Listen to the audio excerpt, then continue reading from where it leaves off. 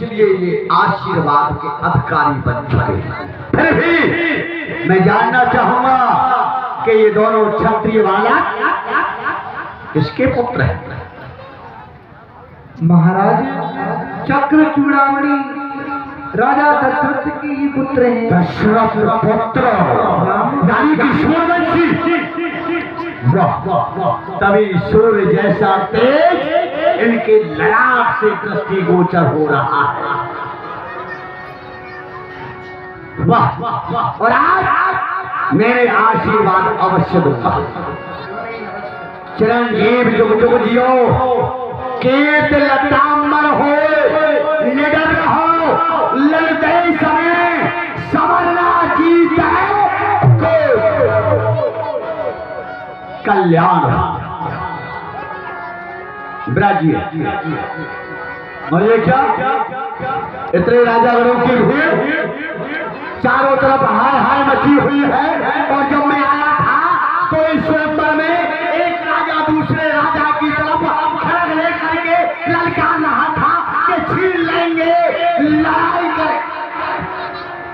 ये क्या हो रहा है इस मामला में? जनाब, मैं देख रहा हूं कि देश देशांतरों के नेपाल राजा महाराजा दिग्पाल आज तुम्हारी इस मिथिला में आगमन हुआ है सबका। इसका कारण क्या है? हे जनक, कहो क्या कारण है? ये भारी भीड़ भाड़ क्यों है? ये अभी शोर शराबा कैसा था? इन वीरों में छेड़ क्या कारण है? इतने राजागणों का आगमन किस कारण से हुआ है? यहाँ पर समाचार यही कारण मैं आपको सारा वृत्तांत बता रहा हूँ। ये राजा महाराजा किस कारण को लेकर के यहाँ पर आए हैं। इसी रात एक समय की बात है, मेरी इच्छा हुई कि मैं कैलाश पर जाकर भोलेनाथ के दर्शन करूं। ऐसा ही मैंने किया। मैंने महारानी से कहा, महारानी, मैं गुरुदेव के दर्शन करने के लिए जा रहा हूँ।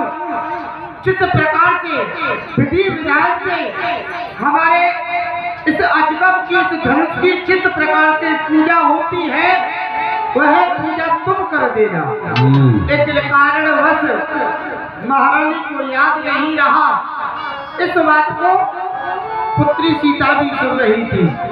उसी समय जब महारानी को याद नहीं रहा, पुत्री सीता ने एक हाथ से उस अजगर पिनाक को उठाया, गाय के गोबर से चौका लगाने के पश्चात उसे पुनः उसी स्थान पर रखकर विधि विधान से पूजा सेवा की। मैं गुरुदेव के दर्शन करके आया। मैंने पूछा कि बड़ी प्रकार से सेवा पूजा तो हुई है, तो महारानी ने ज्ञात कराया कि आज आपकी भूल जाने आपकी पुत्री सीता ने इस धनुष को अपने एक ही हाथ से उठा लिया और विधि विधान से पूजा की। उसी समय पर ऋषिराज, मैंने भी यही संकल्प किया, मेरी पुत्री कोई साधारण नहीं है, अवश्य ये कोई देव शक्ति है। देव शक्ति होने के पश्चात अगर कोई देव शक्ति ही इसके साथ में व्यवहार करे तो बड़ा उत्तम रहेगा। उसी समय मैंने ये संकल्प किया, जो भी वीर इस धनुष का खंडन करेगा उसी के साथ में अपनी पुत्री का विवाह करा दूंगा। तो भगवान शिव के अजगम पिनाक का खंडन होगा। जी ऋषिराज, अजगम धनुष का खंडन कहाँ है? अजगम धनुष देखे चाप खंड मही डारे,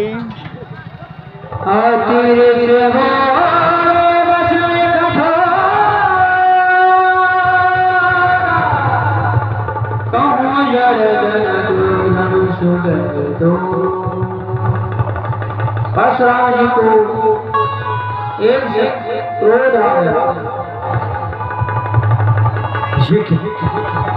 भगवान शिव का अजगर पिनाक, जिसे माता पार्वती अपने आंचल से साफ किया करती थी, कर अपनी जिह्वा से चाटा करते थे।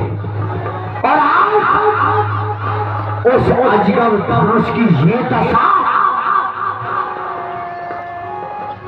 अजगर पिनाक जिसने तेरे दो खंड किए हैं, ये फैसला उसके आने को खंड कर देगा। शिव शिव शिव धनुष की ऐसी दशा, ये जीवित जगत में जगदम्ब के रहते, अरे शिव शिव शिव द्रोहियों कौन पैदा हुआ, किसने बुलाया आज मृत्यु को शहर में, आज तुझे खंड करने वाला आज वह इस पृथ्वी पर जीवित नहीं रहेगा। मैं उसके अनेकों टुकड़े करूंगा, अनेकों टुकड़े।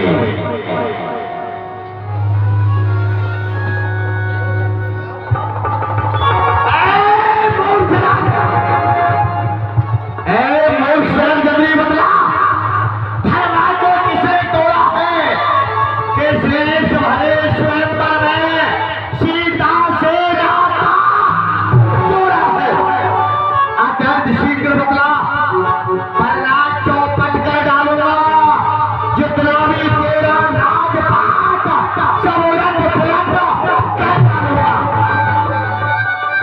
देख दिखाए मूर्त आलू नहीं कर पर तो जह सब राजू।